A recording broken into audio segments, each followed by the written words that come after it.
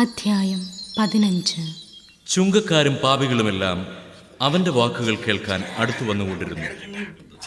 ഫരിസേയരും നിയമജ്ഞരും പിറുപിറുത്തു, ഇവൻ പാപികളെ സ്വീകരിക്കുകയും അവരോടുകൂടെ ഭക്ഷണം കഴിക്കുകയും ചെയ്യുന്നു. അവൻ അവരോട് ഈ ഉപമ പറഞ്ഞു: നിങ്ങളിൽ ആരാണ് തനിക്ക് 100 ആടുകളുണ്ടായിരിക്കെ അവയിൽ ഒന്ന് നഷ്ടപ്പെട്ടാൽ 99നെയും മരുഭൂമിയിൽ വിട്ടിട്ട് നഷ്ടപ്പെട്ടതിനെ കണ്ടുകിട്ടുവോളം തേടിപ്പോകാത്തത്? കണ്ടുകിട്ടുമ്പോൾ സന്തോഷിച്ച് അതിനെ തോളിലേറ്റുന്നു.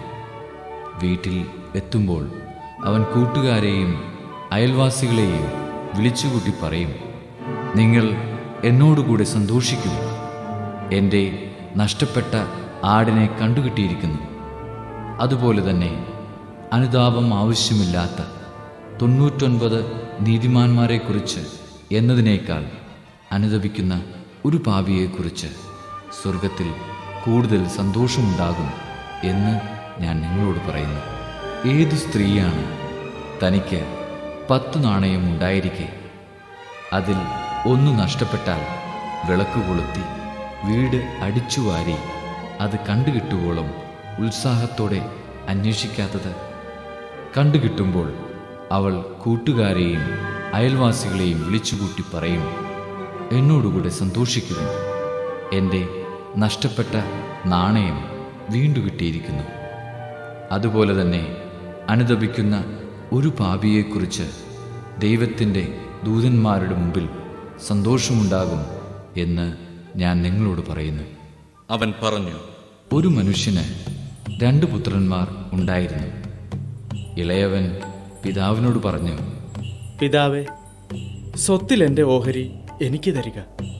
അവൻ സ്വത്ത് അവർക്കായി ഭാഗിച്ചു. ഏറെ താമസിയാതെ ഇളയ മകൻ എല്ലാം ശേഖരിച്ചുകൊണ്ട് ദൂരദേശത്തേക്ക് പോയി. അവിടെ ധൂർത്തനായി ജീവിച്ച് സ്വത്ത് നശിപ്പിച്ചു കളഞ്ഞു. അവൻ എല്ലാം ചിലവഴിച്ചു കഴിഞ്ഞപ്പോൾ ആ ദേശത്ത് ഒരു കഠിനക്ഷാമം ഉണ്ടാവുകയും അവൻ ഞെരുക്കത്തിലാവുകയും ചെയ്തു. അവൻ ആ ദേശത്തെ ഒരു പൗരൻ്റെ അടുത്ത് അഭയം തേടി. അവൻ അവനെ പന്നികളെ മേയ്ക്കാൻ വയലിലേക്ക് അയച്ചു. പന്നി തിന്നിരുന്ന തവിടെങ്കിലും കൊണ്ട് വയറു നിറയ്ക്കാൻ അവൻ ആശിച്ചു. പക്ഷേ ആരും അവന് കൊടുത്തില്ല. അപ്പോൾ അവന് സുബോധമുണ്ടായി. അവൻ പറഞ്ഞു, എൻ്റെ പിതാവിൻ്റെ എത്രയോ ദാസന്മാർ സുഭിക്ഷമായി ഭക്ഷണം കഴിക്കുന്നു, ഞാനോ ഇവിടെ വിശന്നു മരിക്കുന്നു. ഞാൻ എഴുന്നേറ്റ് എൻ്റെ പിതാവിൻ്റെ അടുത്തേക്ക് പോകും. ഞാൻ അവനോട് പറയും, പിതാവേ, സ്വർഗത്തിനെതിരായും നിന്റെ മുമ്പിലും ഞാൻ പാപം ചെയ്തു. നിന്റെ പുത്രൻ എന്ന് വിളിക്കപ്പെടാൻ ഞാൻ ഇനി യോഗ്യനല്ല. നിന്റെ ദാസനിൽ ഒരുവനായി എന്നെ സ്വീകരിക്കണമേ. അവൻ എഴുന്നേറ്റ് പിതാവിൻ്റെ അടുത്തേക്ക് ചെന്നു. ദൂരെ വെച്ച് തന്നെ പിതാവ് അവനെ കണ്ടു. അവൻ മനസ്സലിഞ്ഞ് ഓടിച്ചെന്ന് അവനെ കെട്ടിപ്പിടിച്ച് ചുംബിച്ചു. മകൻ പറഞ്ഞു, പിതാവേ, സ്വർഗത്തിനെതിരായും നിന്റെ മുമ്പിലും ഞാൻ പാപം ചെയ്തു.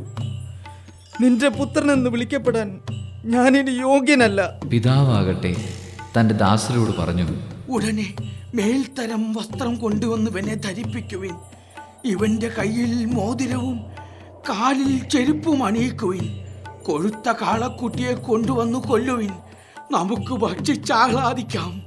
എൻ്റെ ഈ മകൻ മൃതനായിരുന്നു, അവനിതാ വീണ്ടും ജീവിക്കുന്നു. അവൻ നഷ്ടപ്പെട്ടിരുന്നു, ഇപ്പോൾ വീണ്ടും കിട്ടിയിരിക്കുന്നു. അവർ ആഹ്ലാദിക്കാൻ തുടങ്ങി. അവൻ്റെ മൂത്ത മകൻ വയലിലായിരുന്നു. അവൻ തിരിച്ചു വരുമ്പോൾ വീടിനടുത്ത് വെച്ച് സംഗീതത്തിൻ്റെയും നൃത്തത്തിൻ്റെയും ശബ്ദം കേട്ടു. അവൻ ഒരു വേലക്കാരനെ വിളിച്ച് കാര്യം തിരക്കി. വേലക്കാരൻ പറഞ്ഞു, നിന്റെ സഹോദരൻ തിരിച്ചു വന്നിരിക്കുന്നു. അവനെ സസുഖം തിരിച്ചു കിട്ടിയതുകൊണ്ട് നിന്റെ പിതാവ് കൊഴുത്ത കാളക്കുട്ടിയെ കൊന്നിരിക്കുന്നു.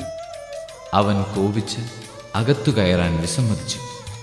പിതാവ് പുറത്തു വന്ന് അവനോട് സാന്ത്വനങ്ങൾ പറഞ്ഞു. എന്നാൽ അവൻ പിതാവിനോട് പറഞ്ഞു, നോക്കൂ, എത്ര വർഷമായി ഞാൻ നിനക്ക് ദാസ്യവേല ചെയ്യുന്നു. ഒരിക്കലും നിന്റെ കൽപ്പന ഞാൻ ലംഘിച്ചിട്ടില്ല. എങ്കിലും എൻ്റെ കൂട്ടുകാരോടൊത്ത് ആഹ്ലാദിക്കാൻ ഒരാട്ടിൻകുട്ടിയെ പോലും നീ എനിക്ക് തന്നില്ല. എന്നാൽ വേശികളോട് കൂട്ടുചേർന്ന് നിന്റെ സ്വത്തെല്ലാം ധൂർത്തടിച്ച നിന്റെ ഈ മകൻ തിരിച്ചു വന്നപ്പോൾ അവനു വേണ്ടി നീ കൊഴുത്ത കാളയെ കൊന്നിരിക്കുന്നു. അപ്പോൾ പിതാവ് പറഞ്ഞു, മകനെ, നീ എപ്പോഴും എന്നോട് കൂടെ ഉണ്ടല്ലോ. എനിക്കുള്ളതെല്ലാം നിന്റേതാണ്. ഇപ്പോൾ നമ്മൾ ആനന്ദിക്കുകയും ആഹ്ലാദിക്കുകയും വേണം. എന്തെന്നാൽ നിന്റെ ഈ സഹോദരൻ മൃതനായിരുന്നു, അവനിപ്പോൾ ജീവിക്കുന്നു. നഷ്ടപ്പെട്ടിരുന്നു, ഇപ്പോൾ കണ്ടുകിട്ടിയിരിക്കുന്നു.